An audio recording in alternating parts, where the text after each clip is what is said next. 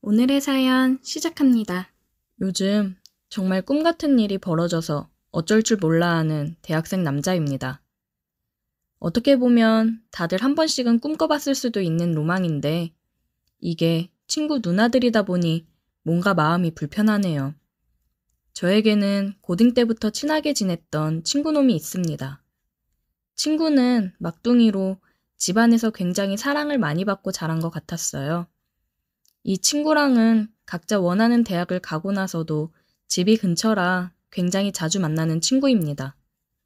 친구한테는 누나 2명이 있어요. 지금 첫째 누나는 30살, 둘째 누나는 28살입니다.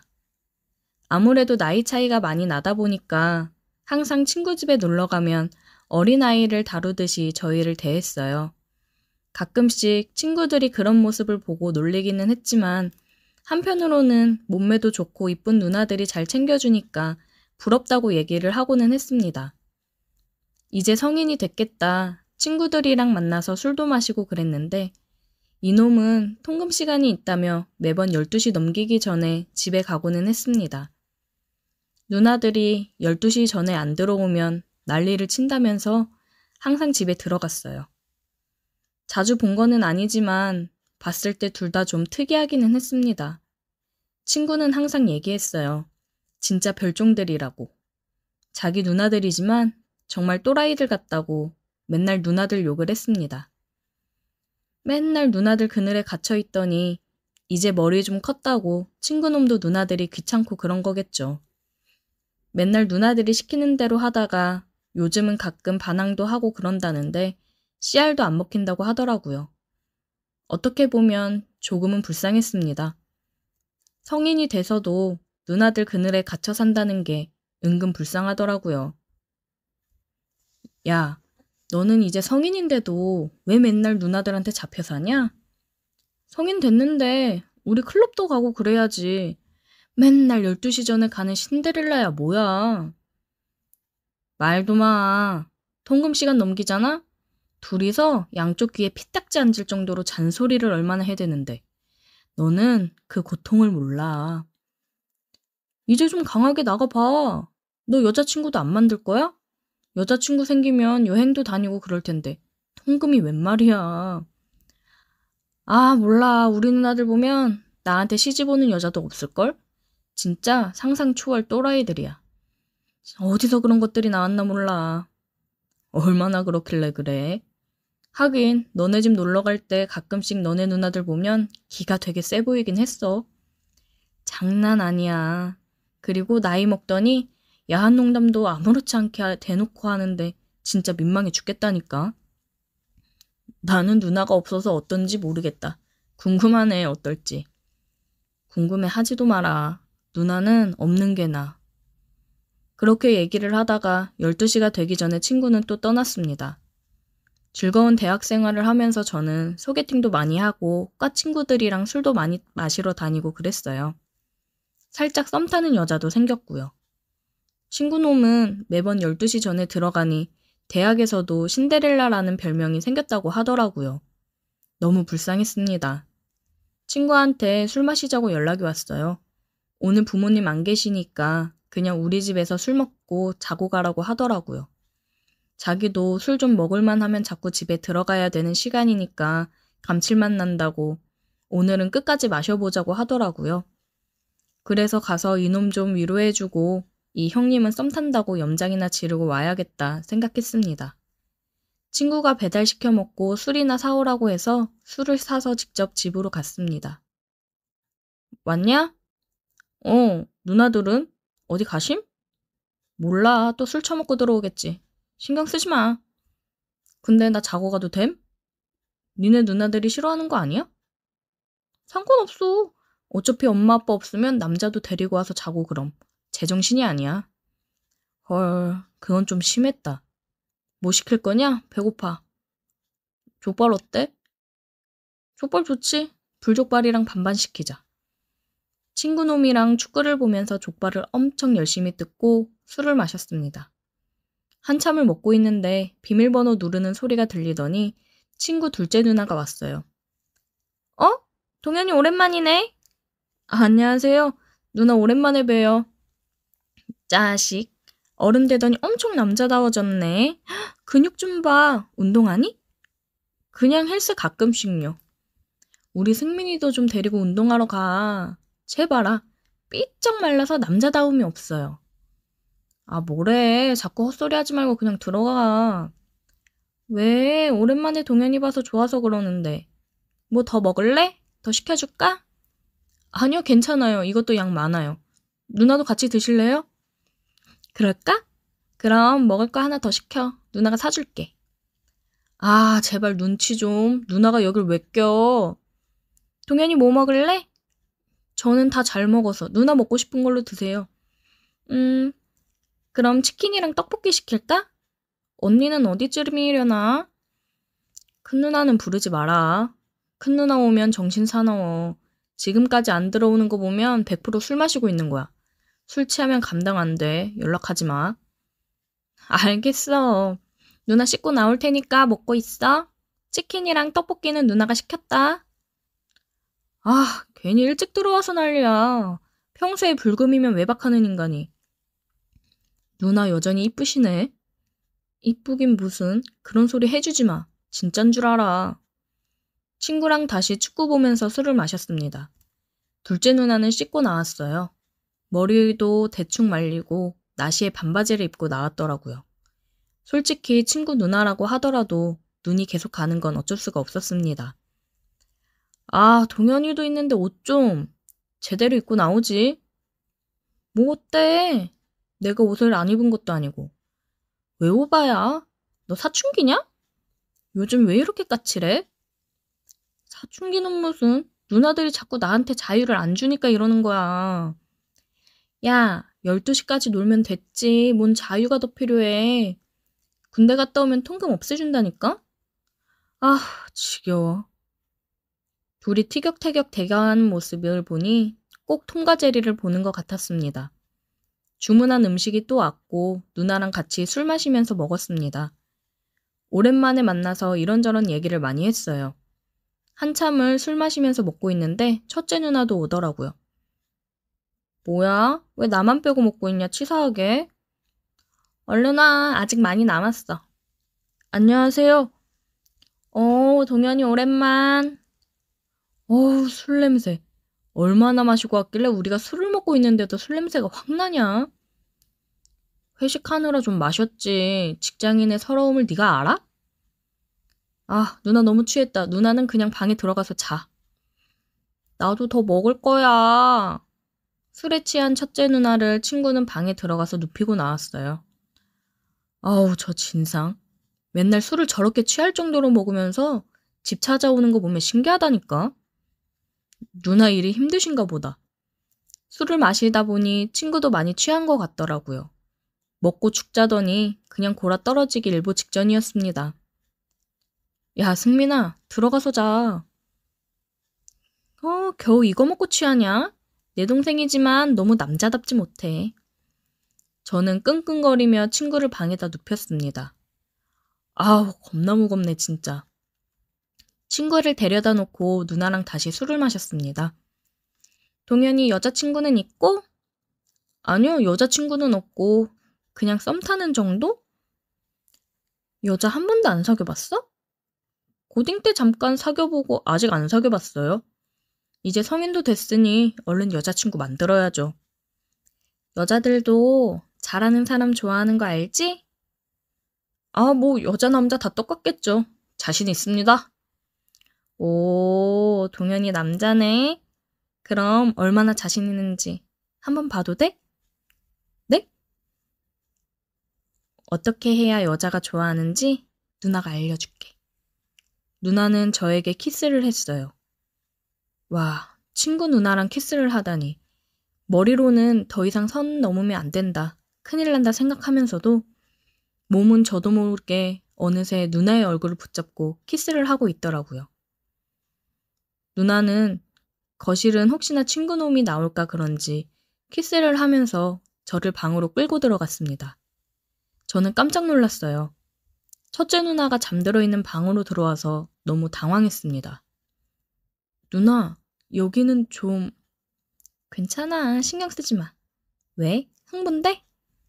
누나는 말 한마디로도 사람을 미치게 하는 재주가 있더라고요. 다시 누나랑 뜨거운 키스를 나눴습니다. 그러다가 첫째 누나가 깼어요. 와, 큰일 났다 생각을 했습니다. 뭐야? 니들만 재미 보냐? 나도 깨웠어야지. 아, 오늘은 나 혼자 먹을랬더니 완전 뻗은 줄 알았더니 일어나네. 저는 이게 무슨 상황인가 싶었어요. 갑자기 첫째 누나도 저희 사이에 껴서 같이 하더라고요. 굉장히 당황스러웠습니다. 근데 있을 수 없는 이 상황에서 저는 너무 흥분이 되어 누나들이랑 뜨거운 시간을 보냈습니다.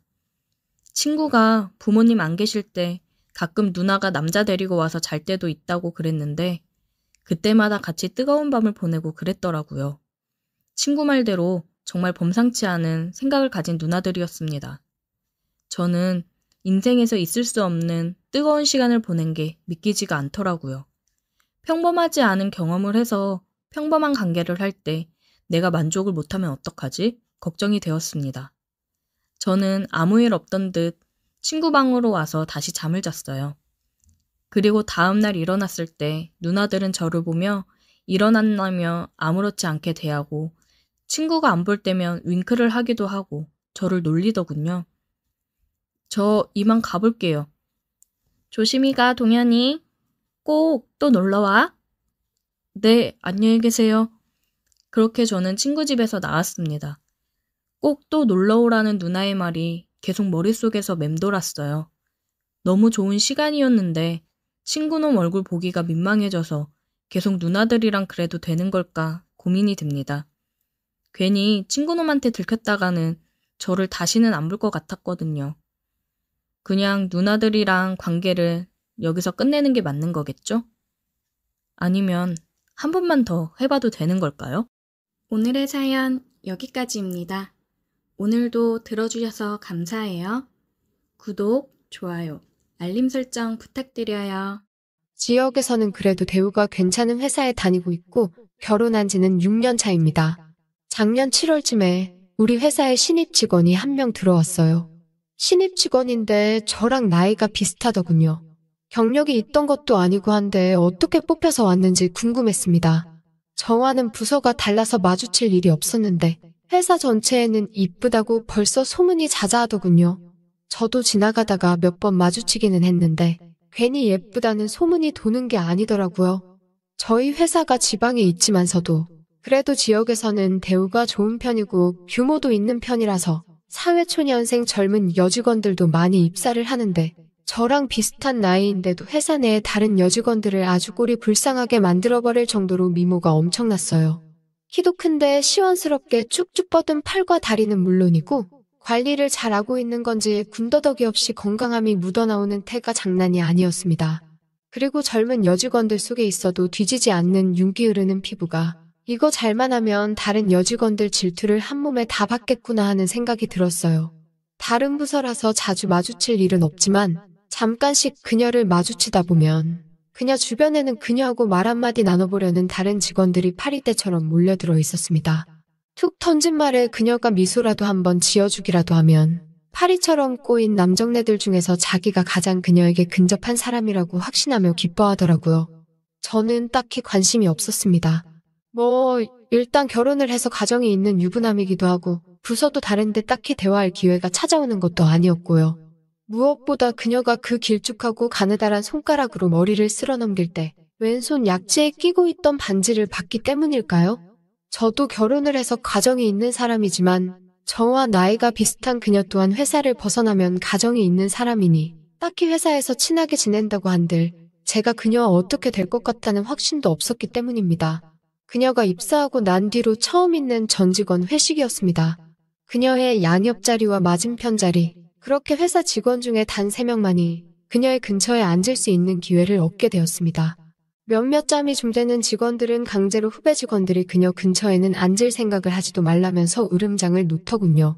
저는 저러는 노력이 다 뭔가 싶었어요. 에너지도 넘쳐나는구나. 그 힘을 회사를 위해 쏟으면 연말에 보너스라도 한 푼 더 나오지 않겠나 싶었네요. 저는 그녀와 영 인연이 없을 거라 생각했는데 오히려 그 회식 날에 저는 처음으로 그녀와 대화를 나누게 되었습니다. 회식하는 동안은 애초에 그녀 옆에 앉을 생각도 없었으니 멀찌감치 떨어져서 앉았습니다. 다른 사람들도 다들 공감하실 텐데 딱히 그 상대방을 의식하지 않았는데도 두리번거리다가 가끔 그 상대방과 서로 동시에 눈이 마주치는 경우가 있지 않나요? 그렇게 그녀와 자꾸 우연찮게 서로 눈이 몇 번 마주친 것 말고는 별다른 일이 없었습니다. 그런데 몇 번 그녀와 자꾸 눈을 마주치게 되니 그러지 않으려고 해도 자꾸만 의식을 하게 되더라고요. 특히 제가 고개를 돌리거나 몸을 움직일 때 그녀의 시선이 저를 향해 있다는 것 같은 느낌을 받았습니다. 그냥 기우겠거니 했는데 회식이 끝나고 나서였습니다. 저는 빨리 집에 가고 싶었기 때문에 적당히 직장 상사들이 택시를 잡고 돌아간 틈을 타서 저도 몰래 빠져나와 택시를 잡았습니다. 슬쩍 택시를 타려고 하는데 난데없이 그녀가 저한테 다가와서는 제가 같은 방향에 사는 것 같다고 하면서 택시비도 아낄 겸 해서 같이 타고 가자고 하더라고요. 그녀 주변에 그녀와 같이 택시를 타고 싶어 하던 다른 직원들이 무리를 지어 있었고 그중에는 제 선배도 있어서 조금 부담스러웠는데 그녀는 아랑곳하지 않고 저를 먼저 택시 안으로 밀어넣고는 따라 타더라고요. 눈치가 보이기는 했는데 이미 차는 출발했고 그러다 보니 택시를 타게 된 김에 그냥 돌아가는 택시 안에서 이런저런 이야기를 나누게 되었습니다. 나이는 저랑 동갑이었고 결혼한 지도 저랑 똑같이 6년 차더군요. 아이는 없다고 하는데 저도 어쩌다 보니 아직 아이가 없는 상황이어서 공감대가 많이 형성이 되었습니다. 그녀는 원래 서울에 있는 회사에 취직을 준비하던 취준생이었는데 현재 남편을 만나 결혼하면서 취직은 포기하게 되었다고 하더라고요. 그리고 전업주부의 삶을 살고 있었는데 아이도 태어나지 않았는데 집에만 있으니까 정말 힘들었다고 하네요. 그렇게 오랜 결혼 생활 끝에 취직을 하게 된 거고 그게 우리 회사였던 겁니다.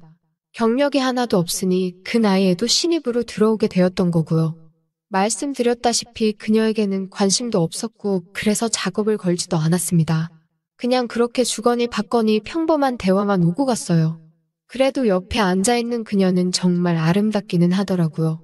특히 향수 냄새랑 섞인 술 냄새가 그녀의 근처에서 풍겨오는데 오히려 그 분위기가 그녀를 한층 더 매력적이게 보이게 하는 것 같았습니다. 예전 외국 서양 영화에 나오는 약간 접근하기 힘들 정도로 아름다운 미모의 여배우 같은 느낌이 났네요. 그녀가 집에 가는 방향은 정말로 저랑 비슷했고 저희 집이 더 먼저 나오길래 그날은 아쉽게도 아무 일도 없이 그대로 끝나버리게 되었습니다. 그래도 대화도 주거니 받거니 하고 한 택시를 타고 갔다고 해서 그런가 그녀와 그냥저냥 친해졌다는 느낌이 들었어요. 그래서 그 뒤로는 회사에서 마주치면 인사 정도는 하는 사이가 되었습니다. 그런데 몰랐는데 그녀가 눈웃음을 치는 게 장난이 아니더라고요. 그 눈웃음 하나를 보려고 다른 남직원들도 그녀한테 그렇게 들이대고 있는가 싶었습니다. 살짝 목례로 인사를 하면 그녀는 눈을 찡긋하면서 인사를 받아주는데 왜 저렇게 인기가 많은가 단번에 이해가 되는 순간이었습니다. 아무튼 그냥저냥 그녀와는 별다른 사건 사고 없이 그렇게 회사에서 시간만 흘러갔어요. 그러다가 얼마 전 제가 회사에서 서울로 출장을 가야 할 일이 생기게 된 거죠. 출장이라면 다들 좋아하기는 하는데 회사에서 딱 하나 서울 출장만큼은 다들 기피하는 출장이었어요. 일정 자체가 힘들지 않기도 한데 왜들 그렇게 싫어했냐면 거기에는 이유가 따로 있습니다. 일단 서울 출장이 근거리 출장에 해당하기 때문에 교통비가 따로 안 나오고 회사 차를 끌고 다녀와야 합니다. 거기에 거래처가 서울 구석구석에 있기 때문에 정말 하루 종일 운전만 하다가 그날 퇴근해야 하는 출장인 거지요. 이미 고속도로를 운전해서 가는 것부터가 피곤한데 서울에 도착해서도 서울 한 바퀴를 돌아야 하는 일정이 남아있고 그 일정이 끝나면 회사 차를 가지고 다시 회사에 들어와서 보고서를 마무리 짓고 퇴근을 해야 했습니다. 따지고 보면 거의 야근이 필수가 되는 출장인 거죠. 그래서 다른 사람들은 서울 출장이 걸리면 울상이 되고는 합니다. 그런데 이번에는 제가 서울 출장을 가게 되었네요. 그래도 회사에서 머문 짬밥이 있어서 그런가 꼼수기는 하지만 이 출장을 빠르게 끝내는 방법이 따로 있기는 했습니다. 그건 바로 보조로 한 명을 더 데리고 출장을 나가서 한 명은 차를 끌고 다니면서 업무를 보고 다른 한 명은 서울의 대중교통을 이용해서 출장 업무를 둘이서 나눠서 하면 그나마 일은 시간에 끝나게 되는 방법이었어요. 그래서 짬밥을 믿고 부장님한테 가서 보조 한 명만 껴달라고 졸랐습니다. 처음에는 직원이 없다고 난색을 표했는데 제가 계속 조르니 결국엔 져주더라고요. 아무 부서에나 남는 인원 보내달라고 할 테니까 출장 준비하고 있으라고요. 그래서 회사차 시동 켜놓고 차에 앉아서 기다리고 있는데 주차장으로 걸어오는 사람이 다른 사람이 아니고 딱 그녀였던 거예요. 괜히 미안해지더라고요.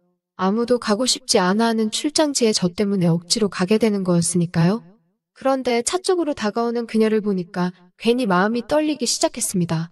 같은 회사에 다니는 가정이 있는 남녀 둘이서 사는 지역을 벗어나 멀리 가는 생각에 말이죠. 그녀가 조수석 문을 열고 차에 타는데 그녀의 압도적인 향기가 차 안에 가득 퍼지더군요. 회사 외근용 차량이 어디 보여주기도 부끄러운 경차였는데 저도 저지만 그녀가 키도 크고 워낙에 다리가 길다 보니 차가 그녀에게 좁아 보이기 시작했습니다. 그래서 그녀한테 차가 불편할 것 같으니 제 차로 가자고 했어요. 그러니까 그녀가 반색을 하면서 좋아하더라고요. 그래서 차를 옮겨 탔습니다. 그런데 회사 차일 때는 그냥 그녀가 내 옆에 탔구나 하는 생각뿐이었는데 차만 제 차로 바꿨을 뿐인데 기분이 영 묘하더라고요. 항상 운전하는 제 차인데 옆에는 아내 말고 다른 사람이 타본 적이 없었거든요. 처음으로 다른 여자가 탄 건데 그것도 다른 사람이 아니고 회사에서 아름답기로 소문난 신입 직원인 그녀였으니 거기에 나이도 제 또래다 보니 아예 보이는 시야부터가 달라졌습니다. 그녀가 차가 깔끔하고 정리가 잘 되어 있다고 칭찬을 해주는데 그냥 평범한 칭찬일 텐데도 그녀의 말투나 눈웃음이 정말 저의 애간장을 다 녹여버리더라고요. 새하얀 와이셔츠가 그렇게 잘 어울리는 사람은 세상에 또 없을 겁니다. 제 차에 탔다 보니까 제가 고의적으로 그런 건지 아니면 무의식적으로 그런 건지는 잘 모르겠습니다만 무슨 용기가 생겼는지 제 몸을 그녀 쪽으로 바싹 움직여서 안전벨트를 매줬어요. 이건 항상 아내가 탈 때 해주는 습관이라 그랬는데 옆에 있는 게 아내가 아닌 걸 아는데도 제 차다 보니까 본능적으로 해버린 것 같습니다. 저도 해주고 나서 아차 싶었는데 그녀가 저보고 친절하다고 하더라고요. 이미 그녀의 애교와 말로 형용할 수 없는 그녀의 기운에 머릿속이 달콤하게 녹아내리는 것 같았습니다. 제가 운전을 하면서 룸미러랑 사이드미러를 계속 번갈아 가면서 쳐다보는 습관이 있습니다. 방어운전하기에 좋은 습관이고 다른 분들도 다 그렇게 하시는 걸 알고 있는데 자꾸 룸미러를 볼 때마다 그녀가 시야에 걸리더라고요. 그렇게 그녀를 흘끗흘끗 바라보다가 그녀와 회식 때처럼 눈이 마주칠 때가 있었는데 그녀는 그럴 때마다 또 눈을 슬쩍 감으면서 눈인사로 받아쳐줬어요. 정말 이래도 되나 싶을 정도로 오랜만에 아내가 아닌 다른 여자한테 마음이 뛰기 시작했습니다. 고속도로에 진입하고부터는 그녀가 차 안에서 지루했는지 말을 걸기 시작했어요. 그날 회식 때 집에 같이 가는 길에도 여러 가지 질문을 했는데 그때 미처 묻지 못한 이야기들을 물어보는 것 같았습니다. 회사에 몸담은 지는 얼마나 되었는지 하는 평범한 대화로 시작해서 나중에 가서는 제 결혼 생활은 어떤지, 현재 와이프랑 얼마나 잘 지내는지 뭐 그런 것들이요. 질문이 자꾸 제 결혼 생활 쪽으로 이야기가 가고 있으니 이 여자가 혹시 싶었습니다. 운전을 하면서도 나는 가정이 있는 남자야 하면서 몇 번을 되뇌었는데 자꾸 와이프랑 관계가 어쩌네 이런 걸 물으니까 정신이 다운미해지더라고요. 그래서 제가 그녀에게 미안하지만 그런 질문을 묻는 이유가 뭐냐고 물어봤습니다. 그러니까 그녀가 얼굴이 다 빨개지면서 당황하더라고요. 그러면서 하는 말이 자기도 저랑 똑같이 결혼한 지 6년 차가 되다 보니까 다른 부부들은 어떻게 지내는지 궁금해서 물어봤다고 하더라고요. 자기들 부부만 이렇게 사는 건지 아니면 부부들이 사는 게 다 똑같은 건지 궁금했다나요. 어떤 게 궁금하냐고 물었더니 지금은 자기들은 부부가 아니라 가족이나 룸메이트나 마찬가지인 상황이라는 겁니다. 그게 무슨 말이냐 했더니 연애하던 시절만큼 그렇게 불붙는 일이 전혀 없다고 하는 거예요. 어쩌다가 가끔도 아니고 전혀 없다고요. 솔직하게 나오는 그녀의 말에 저도 개인적인 일이라 처음에는 대답이 꺼려졌지만 고민이 많아 보이니 성심성의껏 대답해주기로 했습니다. 솔직히 김이 새기도 했어요. 회식 날부터 그녀가 제게 보낸 시선이 추파가 아니라 그냥 제가 그녀와 같은 나이 또래이기도 하고 결혼한 기간까지 비슷하니 그냥 고민 상담 정도를 하고 싶었다는 걸 알게 되었으니 말이죠. 저는 그걸 혹시 제가 그녀에게 관심이 없었던 게 아름다운 그녀의 자존심을 건드려서 그녀가 저를 어떻게 무너뜨려 보고 싶었는가 하고 오해를 했거든요. 그런데 대화를 나누면 나눌수록 그녀의 대화의 수위가 점점 올라가기 시작하는 겁니다. 그때부터는 상담 같은 내용이 아니라 거의 제 취향에 관한 질문이나 자기 취향에 관한 이야기를 했어요. 묶어놓고 해봤느냐, 눈을 가리고 해봤느냐, 뭐 대답하기 난감한 것들만 잔뜩이요.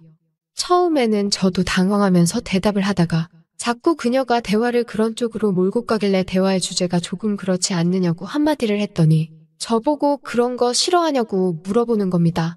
그녀의 눈은 당황한 듯한 기색이 느껴졌는데 입은 웃고 있었고 밑니로 아랫입술을 꽉 깨물고선 살짝 미소를 짓고 있는 것처럼 보였어요.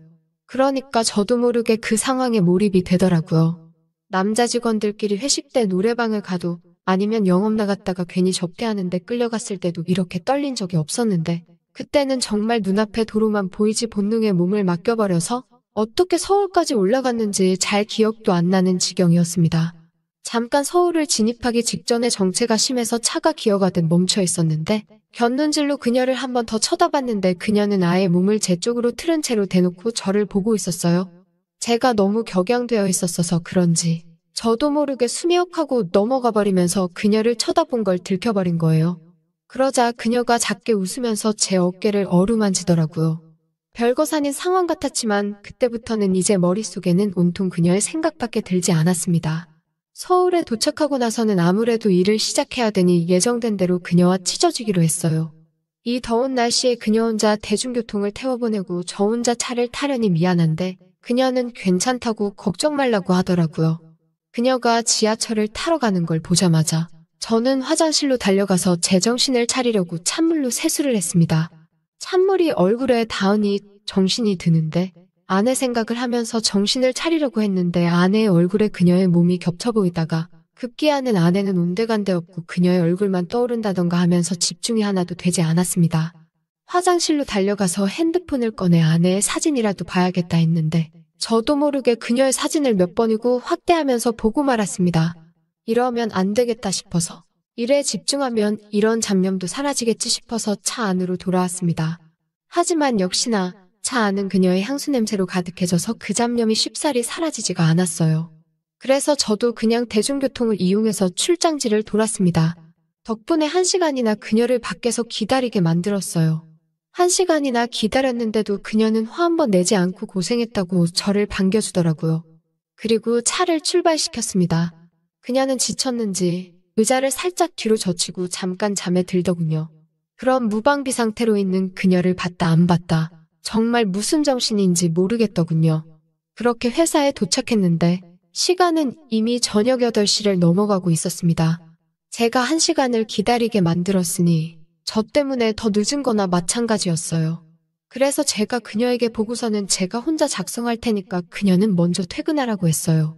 그랬더니 그녀가 뾰루퉁한 표정으로는 어떻게 저녁도 안 먹고 헤어질 수가 있냐고 하면서 밥을 사라고 하더라고요.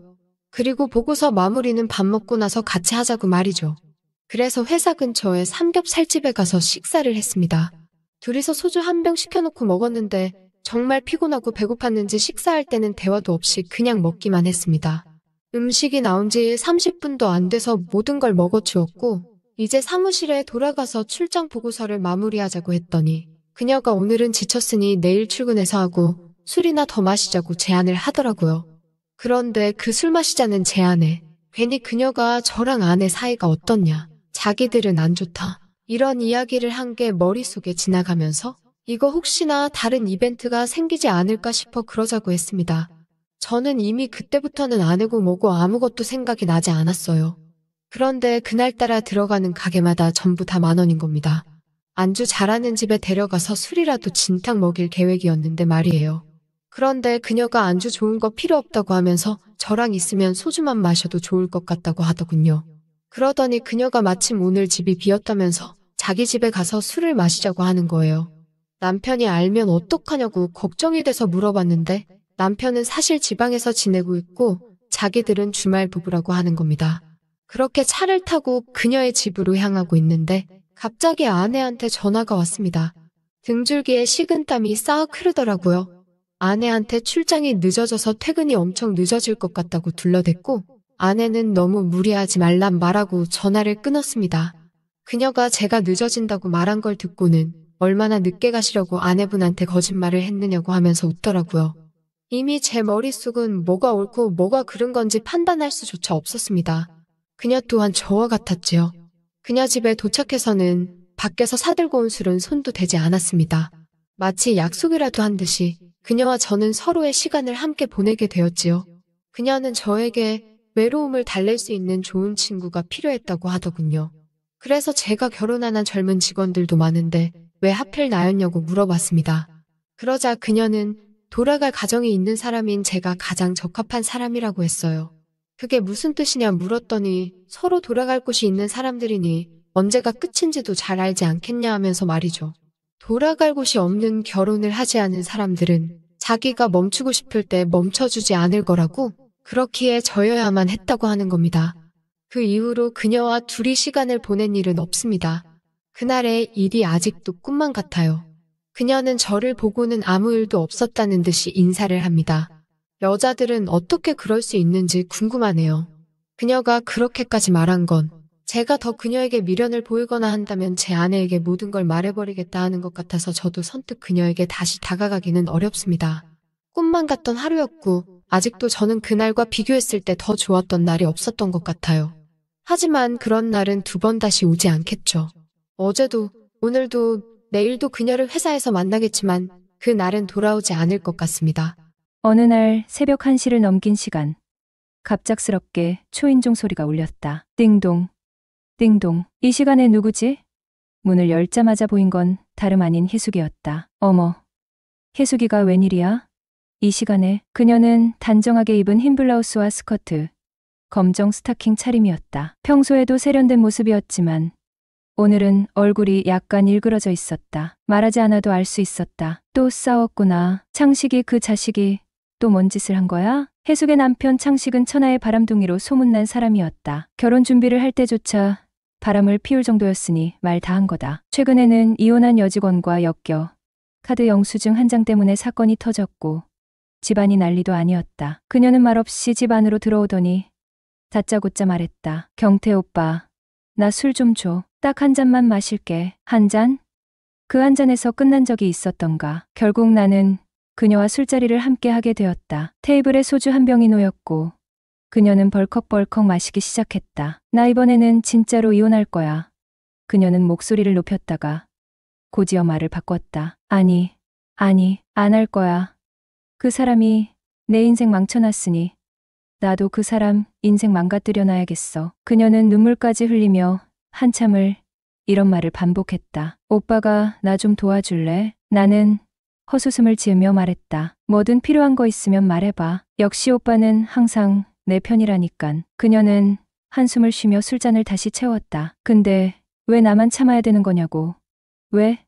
도대체 왜 나만 피해자가 돼야 돼? 그녀의 울음 섞인 목소리에 나는 어떻게든 위로를 해주고 싶었지만 동시에 현실적인 조언을 해줄 책임감도 느꼈다. 혜수가 이젠 정말 뭔가 결정을 해야 하지 않겠어? 오빠, 나 어떻게 해야 돼? 가장 좋은 선택은 창식이를 고쳐 쓰는 거겠지. 그게 안 되면 결국 이혼을 해야 하는 거고. 그나저나 나 궁금한 거 하나 물어봐도 돼? 뭔데?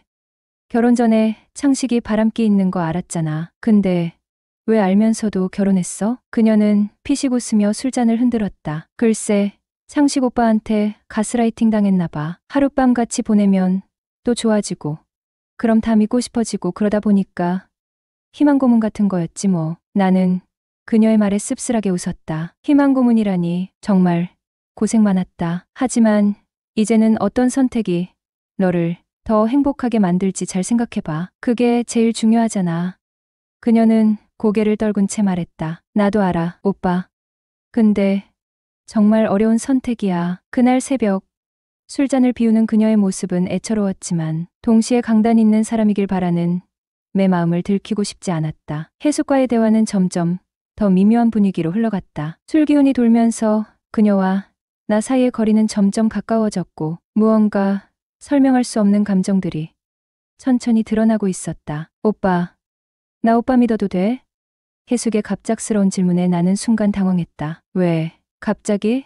나는 억지로 웃음을 지으며 대답했지만 그녀의 눈빛은 내가 예상할 수 없는 깊이를 담고 있었다. 그녀의 얼굴은 술기운 때문인지 붉게 물들어 있었다. 하지만 단순한 취기가 아니었다. 그녀의 눈빛과 표정에는 평소와는 다른 느낌이 스며들어 있었다. 오빠, 내가 이런 말 해도 돼?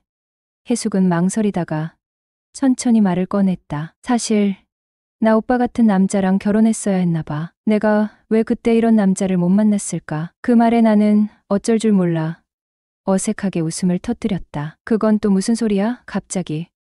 하지만 마음속에서는 이상하게도 가슴이 뭉클해지는 감정을 느꼈다. 해숙은 잔을 들어 천천히 술을 한 모금 마시며 나지막이 말했다.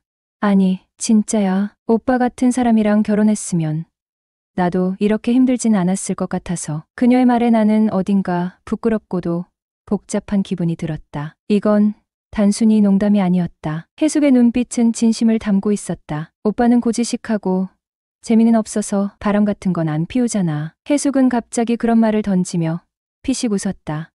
그거 칭찬이야, 욕이야?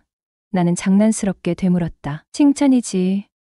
연애할 땐 몰랐는데 결혼하고 보니까 오빠 같은 사람이 진짜 신랑감으론 최고인 거 있지. 그 말에 나도 모르게 쓴웃음을 지었다. 내가 진국이라니. 이런 칭찬은 또 처음이네. 해숙은 술잔을 내려놓고 나를 바라보며 말했다. 오빠랑 얘기하다 보면 내가 좀 살아있는 것 같아. 창식이랑은 그냥 숨만 쉬고 사는 기분이야. 그녀의 진지한 고백에 방 안의 공기가 한층 더 무거워졌다. 나는 무슨 말을 해야 할지 몰라 머뭇거리며 그녀를 바라보았다. 오빠는 어때? 나랑 이렇게 얘기하는 거 마만 편한 거야? 그녀가 다시 물었다. 나는 잠시 망설이다가 조용히 대답했다. 솔직히 나도 너랑 이렇게 얘기하는 게 좋아. 그 말이 떨어지자 우리 사이의 거리가 어쩐지 조금 더 가까워진 것 같았다. 방 안의 공기는 점점 더 뜨거워졌고 그 간격은 점점 좁혀져만 갔다. 그러던 중 집 나간 해숙을 걱정한 건지 창식에게서 전화가 걸려왔다. 해숙은 내 눈을 똑바로 바라보며 피식 웃더니 한 손으로 휴대폰을 들어 화면을 확인하고는 아무렇지 않게 전원을 꺼버렸다. 나 이번엔 절대 못 참아. 단호한 그녀의 목소리에 나는 더 이상 말릴 수 없었다. 사실 해숙과는 창식과 결혼하기 전부터 친분이 있었다. 그녀는 어디서든 시선을 끌 만큼 매력적인 외모를 가졌고 그 안에서 뿜어져 나오는 묘한 자신감이 사람을 홀리는 듯했다. 창식은 결혼이란 울타리를 두려워했던 사람이었다. 결혼은 내 스타일이 아니야라며 자유로운 삶을 고집하던 그가 해숙을 만나자마자 결혼을 결심했던 이유도 아마 그녀의 독보적인 매력이었을 것이다. 결혼 후 처음 몇 년간 두 사람은 그야말로 남부럽지 않은 부부처럼 보였다. 해숙은 누구보다 우아하고 창식은 그녀 곁에서 한결같은 모습이었다. 그러나 애정이 조금씩 식어가던 어느 순간 창식의 바람기가 고개를 들기 시작했다. 아마도 해숙은 창식의 이런 성향을 알고 있었을지도 모른다. 그녀가 결혼을 결심한 건 스스로에 대한 강한 믿음 때문이었을 것이다. 내가 누군데 내가 있는 한 창식이 딴 눈 팔 일은 없을 거야. 해숙 자신도 외모며 매력이며 어디 하나 빠지는 구석이 없는 사람이었으니 그녀 나름의 자신감이 있었던 것일 테다. 하지만 현실은 달랐다. 결혼 후 시간이 지나면서 창식의 관심은 점차 다른 곳으로 흘러갔고 해숙은 그 사실을 누구보다 잘 알고 있었다. 그녀의 이런 단호한 행동들에는 아마 그런 상처와 배신감이 켜켜이 쌓여 있었을 것이다. 해숙은 갑작스레 반짝이는 눈빛으로 말했다. 오빠, 나 근데 창식 오빠한테 복수하는 방법 생각났어. 나는 술잔을 내려놓으며 물었다. 뭔데? 그녀는 천진난만한 얼굴로 입술을 내밀며 말했다. 그게 오빠랑 내가 만나는 거야. 나는 그녀의 말을 듣고 눈이 휘둥그레졌다. 뭐라고? 너 지금 무슨 말 하는 거야? 오빠랑 나 몰래 만나서 창식 오빠를 골탕 먹이는 거지. 그녀의 말은 너무나도 황당했다. 나는 고개를 절레절레 흔들며 말했다. 아니, 아무리 그래도 그건 안 될 소리지. 나랑 창식이랑은 오랜 우정이 있다고. 해숙은 고개를 갸웃하며 장난스럽게 웃었다. 아니, 오빠가 뭐든 도와준다면서 나한테 그러지 않기로 했잖아. 그건 또 다른 얘기지. 내 말대로 하면 다 파국이야. 창식이랑 나랑은 끝장이 나겠지. 내가 진짜로 그걸 원하는 거야? 해숙은 잠시 침묵하더니 손가락으로 턱을 괴며 중얼거렸다. 그럼 몰래 만나면 되지? 몰래? 비밀 연애. 아무도 모르게. 창식 오빠도 모르게. 나는 그녀의 말을 듣고 말문이 막혔다. 사실 그 말에 반대해야 하는 게 맞았다. 하지만 해숙과 몰래 만난다는 상상은 나쁜 쪽으로만 느껴지지 않았다. 그녀의 장난스러운 표정과 불안해 보이는 눈빛이 묘한 매력을 뿜어내고 있었다. 몰래라, 진짜 아무도 모른다면. 그녀는 환하게 웃으며 내 손을 잡았다. 그렇지.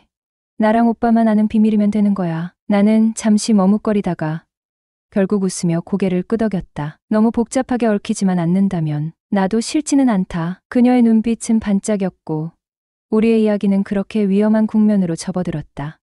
그리고 술에 취한 그녀는 폭탄 발언을 합니다. 오빠, 나 오늘 외박할 거야. 집에 안 들어가. 나는 당황하며 물었다. 창식이한테 연락 오면 어떻게 할 건데? 그녀는 어깨를 으쓱하며 대수롭지 않게 대답했다. 그냥 모른다고 해. 신경 쓰지 마. 겉으론 아무렇지 않은 척했지만 그녀의 목소리엔 약간의 떨림이 섞여 있었다. 평소 주량이 한 병이었던 그녀는 이날 2병째 와인을 비우더니 어느 순간 테이블에 엎드린 채로 인사불성이 되었다. 오빠, 나 너무 졸려. 이대로는 집에 못 가. 여기서 재워줘. 오빠 집에서 자고 갈 거야. 그녀는 그 말을 남기고 바닥에 눕더니 그대로 잠이 들어버렸다. 그녀의 귓가에선 작은 코 고는 소리가 들려왔다. 술기운에 잠든 얼굴은 평소보다 훨씬 편안해 보였다. 나는 소파에 앉아 그런 그녀를 한참 지켜보았다. 왜인지 모르게 그녀가 사랑스럽게 느껴졌다. 다음 날 아침 눈을 뜬 나는 주변을 둘러봤다. 혜숙은 이미 사라지고 없었다. 어쩌면 집으로 돌아간 것 같았다. 그녀가 남기고 간 흔적은 바닥에 떨어진 귀걸이 한쪽뿐이었다. 나는 그것을 주워 조심스럽게 책상 위에 올려두었다. 며칠 후 그녀에게서 전화가 걸려왔다. 오빠, 혹시 내 귀걸이 오빠 집에 있어? 응, 내가 잘 보관하고 있어. 그녀는 다음날 꽃단장을 한 채로 집에 찾아왔다. 문을 열자 그녀는 환한 미소로 나를 바라보며 말했다. 오빠, 그날 일 다 기억해? 나는 짧게 웃으며 고개를 끄덕였다. 그럼, 너무 생생하게 기억하고 있는걸. 그날 이후 혜숙은 나를 점점 더 자주 찾았다. 남편과의 복잡한 감정 때문인지 아니면 어딘가 새로운 일탈을 꿈꾸고 있었던 건지 알 수 없었다. 그녀의 방문은 일주일에 서너 번으로 늘었고 우리의 비밀스러운 만남은 점점 더 익숙한 일상이 되어갔다. 혜숙은 어딘가에서 스스로의 길을 다시 찾아가려는 듯 때로는 설레는 마음으로 때로는 복잡한 표정으로 나를 바라보곤 했다. 안녕하세요. 저는 42살의 돌싱남입니다. 결혼 초 우리 부부는 다툼이 잦았어요. 시댁, 처가, 돈 문제 등 여러 가지가 얽히다 보니 초반 2년은 저도 부족한 부분이 많았고 집 대출의 연봉도 5천 정도라 경제적인 여유도 없었습니다. 그래도 서로 취향이 잘 맞아서 나름대로 즐기며 살아왔죠. 하지만 결혼 5년 차가 되던 때쯤 아내가 다른 남자와 술을 마시고 다닌다는 사실을 알게 됐습니다. 그때는 제가 진실을 듣고 서로 용서하고 다시 시작해보자며 얘기했어요. 어느 정도 맞춰가며 살려고 했죠. 그런데 아내의 성격은 여전히 직설적이고 급한 성격이라 가끔씩 감정적으로 앞뒤를 안 재고 말하는 일이 있었습니다. 그런 말들이 상처가 되기도 했고 제가 참으면서 지냈죠. 아내도 조금씩 그런 성격을 고쳐가겠다고 다짐했어요. 그런데 어느 순간 그 성격이 다시 튀어나오더군요. 그때부터는 더 이상 참지 않았습니다. 저도 따지기 시작했고 서로 한 발자국도 물러서지 않다 보니 큰 다툼으로 번졌어요. 결국 아내는 짐을 싸들고 집을 나가는 일도 잦아졌어요. 그 후 친구들과 클럽에 갔다가 처음 보는 남자와 잠자리를 가졌다는 사실을 알게 되었습니다. 그 순간 분노가 극에 달했고 말이 아닌 행동으로 모든 감정을 쏟아냈죠. 결국 이혼이라는 결말로 이어지게 되었답니다. 우리의 이야기는 끝이 났지만 돌아보면 그 모든 일이 마치 하나의 드라마처럼 느껴집니다. 그렇게 2해가 흐른 후 지금 내 곁에 있는 사람은 바로 친구의 아내 혜숙입니다. 배우자의 외도와 이혼이라는 상처를 서로 위로하며 그 사이에 정이 싹트게 된 것입니다. 혜숙은 지인의 소개로 내 친구와 만나 1년간의 연애 끝에 결혼했고 8년 동안 평범한 주부로 살아왔습니다. 하지만 결혼 5년 차에 애정이 조금씩 식어갈 때쯤 일주일씩 집에 돌아오지 않는 일이 반복되었고 그 상황은 점점 심각해졌죠. 남편의 잦은 출장은 이해할 수 있었지만 그 역시 지나칠 정도였죠. 임신 중이라 민감해질까봐 그녀는 애써 참으며 시간을 보냈습니다. 그 와중에 남편이 카풀로 친하게 지내던 여직원이 같은 아파트에 살고 있었고 그 여직원은 두 아이를 키우는 이혼녀였습니다. 남편이 자주 외박하고 술을 마시는 걸 보면서 그녀는 이미 바람을 피운 것 같다는 직감이 들었지만 바람의 상대가 그동안 친자매처럼 지내던 여직원이라는 사실은 1년 뒤에 알게 되었던 겁니다. 그리고 그 뒤 복수를 하려는 마음인지 아니면 일탈을 원했던 것인지 해숙은 나를 찾아오기 시작했고 결국 이혼까지 하게 되었습니다.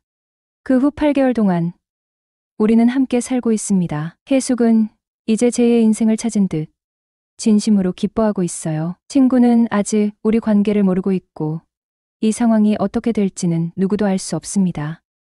사랑은 용서받는 용기와 용서하는 용기를 동시에 필요로 한다. 창식과 해숙의 결혼 생활이 불행했더라도 창식은 오랜 친구로서 소중한 존재입니다. 그의 입장에서 우정을 어떻게 정의하고 앞으로의 관계를 어떻게 정리할지 신중히 고민해야 합니다. 또한 이런 상황에서는 제3자를 통해 알게 되는 것보다 당신이 직접 사실을 밝히는 편이 그의 감정을 덜 상하게 하고 상황을 더 원만히 풀어갈 수 있을 것입니다. 정년 퇴임 후 캠핑을 취미로 삼아 여유롭게 살던 어느 날 연락이 거의 없던 고교 동창 정수한테 뜬금없이 전화가 왔습니다. 우리 부부랑 동해로 2박 3일 바다 여행 가볼래?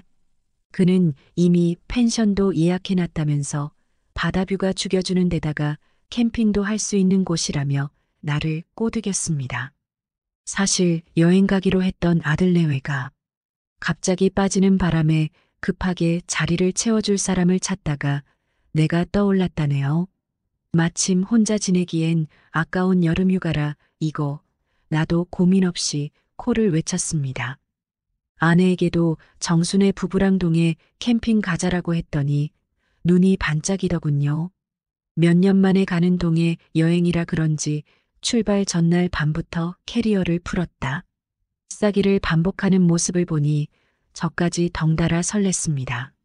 하지만 아내가 설레는 표정을 지으며 여행 준비를 하는 모습을 보는데 마음이 좀 짠해졌습니다. 언제부터인가 우리 둘이서 함께 시간을 보낸 게 언제였는지도 기억이 나지 않았어요. 회사 생활에 쫓기다 보니 늘 바쁘다는 핑계로 아내에게 충분한 시간을 내주지 못했던 것 같았습니다. 그러다 보니 이번 여행이 단순히 바다를 보고 캠핑을 즐기는 시간을 넘어서 서로에게 그동안 소홀했던 마음을 조금이나마 채울 수 있는 기회라는 생각이 들더군요. 아내는 출발 전날에도 소녀처럼 들뜬 표정으로 짐을 챙기며 몇 번이나 여행 계획을 재확인하는 모습이었어요. 그런 아내를 보며 그동안 왜 이리 바쁘게만 지냈나 싶어 스스로가 조금 미안해지더라고요. 이제는 퇴직 후 시간도 많아졌겠다. 앞으로는 아내와의 소중한 시간들을 놓치지 말아야겠다고 다짐하게 됐습니다. 바다 여행이 끝난 후에도 둘만의 시간을 더 자주 가지면서 그동안 밀린 이야기들도 나누고 서로에게 신경 써주려 했죠. 아내의 소소한 설렘을 오랫동안 지켜주고 싶은 마음이 들었습니다. 드디어 주말 아침 우리는 캠핑 장비며 낚싯대며 온갖 짐을 싣고 출발했습니다. 정순의 차랑 내 차에 텐트며 의자며 잔뜩 실어놓고 동해로 향하는 길, 아내는 벌써부터 여행 기분에 한껏 들떠 있었습니다. 정수는 바다만 보면 속이 다 뻥 뚫릴 거야라며 기대를 부추겼고 한참 수다 떨다 보니 어느새 도착했네요. 도착한 펜션은 말 그대로 그림 같았습니다. 베란다를 나서면 바로 앞에 푸른 바다가 펼쳐지고 펜션 옆 널찍한 마당은 캠핑의 딱이었죠.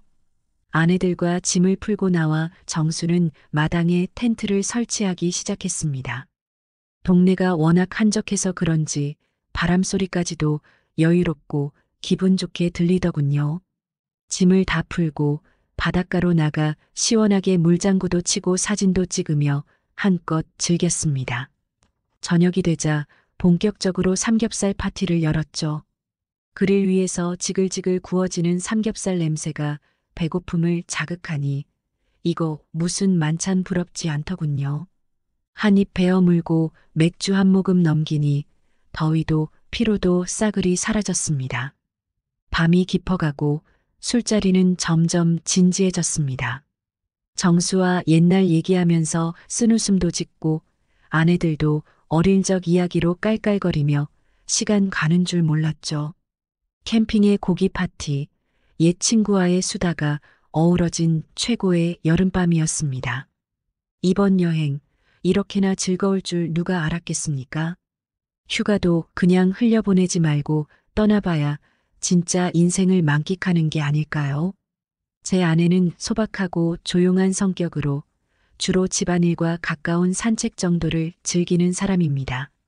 겉으로는 차분해 보이지만 남모르게 깊은 생각을 하고 있는 사람이죠. 일상에서의 소소한 즐거움과 안정감을 소중히 여기는 편이라 자극적이거나 번잡한 장소보다는 조용한 시간을 선호해요. 이번 여행을 제안했을 때도 바다를 보며 여유롭게 보내는 시간을 기대하는 모습이었죠. 그런 아내를 보며 소박하지만 그 나름의 풍부한 내면, 세계를 가진 사람이라는 것을 새삼 느끼곤 합니다. 반면 정수의 아내는 그와 완전히 다른 활기차고 밝은 에너지를 가진 사람이에요. 어디서든 분위기를 잘 이끌고 사람들과 쉽게 어울리는 타입이죠. 발랄한 성격 덕분에 정수와는 정반대처럼 보이지만 바로 그런 점이 두 사람을 더욱 특별하게 만드는 것 같아요. 정수와 저는 언제부턴가 서로의 아내에 대해 은근히 부러워하고 있었습니다. 정수는 제 아내의 차분함과 가정적인 면을 좋아했고 저는 정수 아내의 활기찬 에너지와 자유분방한 성격이 종종 흥미로웠죠. 이런 이야기를 직접 꺼낸 적은 없었지만 그날 바다 여행을 떠나면서 그 감정이 조금씩 드러나기 시작했습니다. 저녁이 되어 네 사람이 모여 삼겹살과 술을 나누다 보니 평소보다 조금 더 솔직하고 허물없는 대화가 오갔습니다. 서로의 부부 생활에 대한 이야기부터 각자 부부관계에서 느끼는 감정들까지 평소에는 하지 않던 대화들이 이어졌죠. 술 기운도 한몫했는지 은밀한 이야기들이 하나 둘씩 나왔고 네 사람은 마치 오래전부터 알고 지낸 사이인 것처럼 자연스럽게 대화를 나누게 되었습니다. 특히 서로의 배우자에 대한 감정을 얘기할 때 어쩐지 대화가 더 집중되는 느낌이었어요. 오늘은 취할 때까지 마시는 거다. 좋아, 끝까지 가보자고. 짠. 정수야, 오늘 같은 날은 너희 재수 씨가 참 부러워. 활발하고 분위기도 잘 띄우고 말야. 내가 말하자 정수는 웃으며 고개를 끄덕였다. 뭐, 그런 거야. 사실 나도 내 아내처럼 차분하고 조용한 스타일이 좋더라. 우리 와이프는 너무 시끌벅적해서 가끔 피곤할 때가 있어. 아내들은 눈치를 챘는지 살짝 웃음기를 띠며 우리 대화를 지켜보고 있었다. 그러자 내 아내가 조용히 한마디 했다. 그렇게 서로의 와이프가 부러우면 서로 바꾸고 살아보지 그래요? 정수의 아내는 피식 웃으며 나도 한번 바꿔 살아보고 싶네라고 농담을 던졌다. 모두가 웃음을 터뜨렸고 잠시의 농담은 진심 섞인 부러움으로 이어졌다. 정수는 고개를 저으며 역시 남의 떡이 커 보이는 법인가 봐. 그래도 가끔 저렇게 차분한 아내랑 얘기하는 것도 참 좋아 보이더라니까. 나도 맞장구를 치며 활발한 아내랑 놀러 다니는 것도 꽤나 재밌어 보여. 내 아내는 워낙 조용해서 가끔 뭘 하고 싶은지 몰라 답답할 때가 있다니까. 서로의 아내가 가진 장점들을 나누며 평소에는 속으로만 생각했던 아내에 대한 작은 부러움들이 솔직하게 드러났다. 그렇게 조금은 허심탄회하게 서로의 배우자에 대한 생각을 털어놓으며 네 사람 사이에 자연스레 허물없는 대화가 이어졌다. 이런 대화가 계속되면서 분위기는 점점 묘하게 흘러가기 시작했습니다. 평소에는 꺼내지 않던 부부 사이의 이야기가 오가면서 우리 모두 조금씩 허물없이 열리는 것을 느낄 수 있었습니다. 고등학교 시절 친구와 함께 서로의 가족과 함께 시간을 보내는 것이 주는 편안함 속에서 각자의 마음속에 있는 작은 갈증들이 솔직하게 드러나기 시작한 것이었죠. 익숙하면서도 낯선 감정 속에서 그날 밤의 대화는 그렇게 흘러갔습니다. 그리고 게임을 하면서 분위기는 한층 고조되었다. 술에 어느 정도 취기가 오른 여자들은 벌주를 피하기 위해 흑기사를 외쳤고 우리 둘은 번갈아 가며 벌칙을 대신해주곤 했다. 그러다 노래 한 곡 불러줘. 같은 단순한 요구에서 점점 춤을 춰달라, 블루스 한 곡 가자라는 조금씩 과감한 요구가 등장하기 시작했다. 그렇게 다소 진지한 게임이 점점 더 흥겨운 분위기로 치닫기 시작했다. 내가 춤을 출 때 정수는 이게 내 친구지 라며 환호했고 정수의 아내는 옆에서 박수를 치며 장단을 맞췄다. 평소보다 좀 더 활발해진 우리 아내들도 우리 남편들이 이렇게 흥이 넘치는 줄 몰랐다며 웃음을 참지 못했다.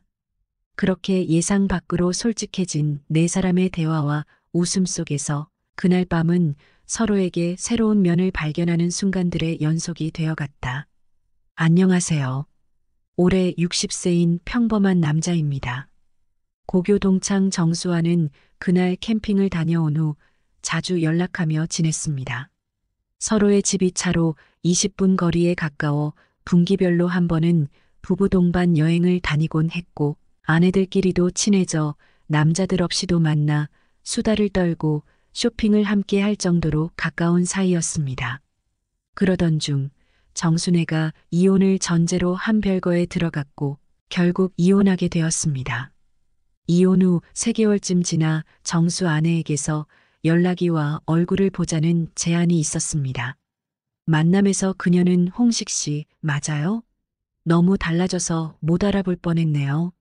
라며 인사를 했고, 우리 저녁 식사 어때요? 라는 제안에 함께 한정식 집으로 갔습니다. 백세주 2병을 마시며 기분이 묘해졌고, 간만에 현숙 씨 만나 기분이 좋아서요. 라고 했습니다. 그렇게 서로의 안부를 나누고 저녁을 마친 후 그녀가 집까지 데려다 주었고 그날 이후로 사적인 연락이 이어졌습니다. 그녀는 33년간 결혼 생활을 했던 정수와의 황혼 이혼을 겪은 상황이었고 서로의 아픔을 공유하며 가까워졌습니다. 3달 전 제가 가평의 캠핑장에서 혼자 힐링 중일 때 그녀와 연락을 주고받다가 그녀가 제게 오겠다고 했습니다. 홍식 씨, 나도 힐링하고 싶은데 같이 캠핑해도 돼? 라는 말에 아무 생각 없이 주소를 알려주었습니다. 저녁 8시까지 온다기에 한우 바베큐를 준비하며 기다리던 중 그녀가 도착했습니다. 음식 맛이 어때요? 라고 물었더니 그녀는 이것도 한번 먹어봐요. 라며 흥이 나 있었습니다. 이어 홍식 씨, 소맥 한 잔해요? 라고 제안했습니다. 저는 여기서 술까지 마시면 서울 가기 힘든데 괜찮겠어요? 라고 걱정했지만 그녀는 오늘 여기서 잘 거예요 라며 장난스럽게 대답했습니다. 그렇게 술이 한 잔, 2잔 들어가다 보니 금세 기분이 좋아졌고 새벽 3시쯤 잠이 들었습니다. 아침에 일어나 보니 술김에 실수를 한 듯 했습니다. 그날 이후 그녀는 캠핑 갈 때마다 저와 함께하고 싶어 했습니다. 홍식 씨, 그날 일은 실수였는데 왜 자꾸 이러는 거예요? 서로 조심해야죠? 라고 타일러 보았지만 그녀는 홍식 씨가 내게 힐링이에요. 어쩔 수 없잖아요 라며 고집을 부렸습니다. 이런 상황이 계속된다면 서로의 관계에 혼란을 줄 수 있을 것 같아 고민입니다.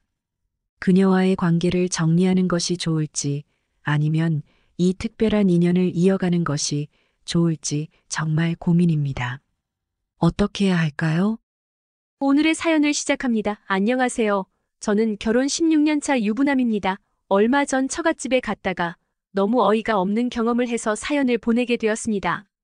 저는 채식주의자입니다. 어렸을 때는 고기도 잘 먹고 하였는데 어느 순간부터는 고기를 먹고 나면 배도 아프고 속도 불편해지면서 먹지를 않습니다. 그래서 집에서 밥을 먹을 때도 저는 야채나 나물 위주로 먹고 아내와 아이들은 고기 등 골고루 먹습니다. 얼마 전에 장모님께 전화가 왔습니다.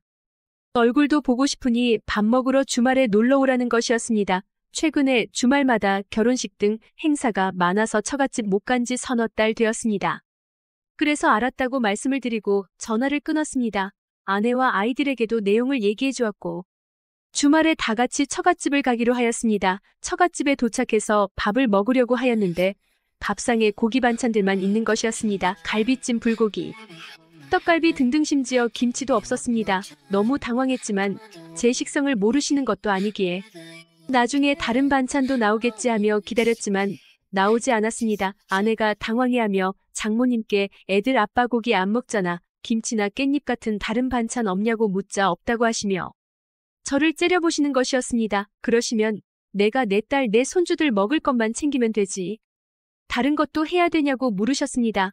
저의 특이한 식성 때문에 먹고 싶은 고기도 못 먹고 고생할 텐데 이렇게라도 불러서 고기 챙겨 먹이는 게 불만 있냐고 하셨습니다. 아니라고 말씀드리며 안 그래도 오면서 멀미를 해서 밥 생각이 없다고 말씀을 드렸습니다. 그러자 상추와 고추장을 가져다 주시며 이거라도 먹던가 하라고 하시더군요. 하지만 멀미 때문에 속이 안 좋다고 하면서 먹지 않았습니다. 그래서 거실에 나가서 앉아 있었습니다. 아내가 장모님께 밑반찬이라도 좀 주면 되는 거 아니냐고 뭐라고 하자 장모님은 내 새끼가 우선이지 남의 새끼가 우선이냐고 반문하셨습니다. 그러시면서 저한테 똑같이 물으셨습니다. 고생하는 내 딸 고기 좀 먹이겠다는데 왜 자꾸 난리냐고 하셨습니다. 너네들도 내 새끼 소중하듯이 나도 내 새끼 소중해서 먹이는 거니까 그만 이야기하고 밥이나 먹으라고 하셨습니다. 그러면서 저한테 저희 집 가서 대우받으면 되지 않냐고 하셨습니다. 장모님 말씀이 맞다고 하면서 신경 쓰지 말고 식사하시라고 하였습니다. 그렇게 시간을 보내고 집에 돌아왔습니다. 돌아오는 길에 아내는 연실 미안하다고 하였고 얼른 가서 밥 차려주겠다고 하였습니다. 아내가 막둥이자 늦둥이라서 장모님께서 더 각별하게 생각하시는 것은 잘 알고 있지만 좀 서운하긴 하였습니다. 제가 채식을 한다고 해서 아내와 아이들이 고기 등 다른 반찬을 못 먹는 것도 아니고 같이 꺼내놓고 먹습니다. 당연히 장모님도 알고 계십니다. 최근에 제가 구조조정으로 권고사직을 받아서 집에서 쉬고 있습니다. 그래서 이런 대우를 받는 건 아닌가라는 생각에 더 서럽기도 하였습니다. 게다가 제 아버지는 어렸을 때 돌아가셨고 작년에 어머니도 돌아가셨는데 저희 집 가서 대우받으면 된다고 하신 말에 마음이 너무 아팠습니다. 저녁을 먹고 나서 조용히 혼자 나가서 술을 마시고 들어왔습니다. 그 사이에 아내에게 연락도 많이 와 있었고 장모님과 크게 한바탕 한 것 같았습니다. 괜찮다고 신경 쓰지 말라고 아내에게 말을 하였지만 저도 사람인지라 마음이 답답하고 속상한 건 어쩔 수 없었습니다. 당분간 저도 같이 처갓집 가는 것은 자제해야 될 것 같다고 하자 아내는 자기도 안 간다며 너무 화가 난다는 것이었습니다. 사연으로 적다 보니 순화해서 적었지만 실제로는 더한 말씀도 하셨기에 아내도 화가 많이 난 것 같았습니다. 게다가 지금까지 장모님과 사이가 안 좋거나 나쁘지 않았습니다. 원래도 말씀을 거침없이 하시는 편이긴 하지만 한두 해 들은 게 아니기에 이제는 아무렇지도 않습니다. 다만 저는 집에 놀고 있고 아내는 회사를 다니고 하니까 최근 들어서 제가 미워지신 게 아닌가 하는 생각이 들었습니다. 입맛도 까다로운 사위는 집에서 노는데 내 딸은 나가서 힘들게 일한다고 생각하면 화나실 만한 것 같습니다. 좀 쉬면서 구직 활동을 해서 다시 회사 생활을 할지 장사를 시작할지 고민해 보려고 했는데 하루라도 빨리 결정을 짓고 실행에 옮겨야 할 것 같습니다. 이 생각을 아내에게 말했더니 그동안 고생했는데 최소한 3개월 쉬고 나서 고민하라고 하지 않았냐고 그런 생각하지 말라고 하였습니다. 며칠이 지나서 이야기 들었다며 처형한테도 미안하다고 전화가 왔습니다. 물론 장모님께도 전화가 왔었고 속 좁은 사위라며 한 소리만 더 들었습니다. 아마 당분간은 장모님의 미움과 노여움이 계속될 것 같습니다. 저는 어떻게 해야 할까요? 오늘의 사연은 여기까지입니다. 구독과 좋아요, 알림 설정 부탁드립니다. 긴 글을 읽어주셔서 감사합니다. 구독과 좋아요 꾹꾹 눌러주세요. 알림 설정도 꼭꼭 눌러주세요.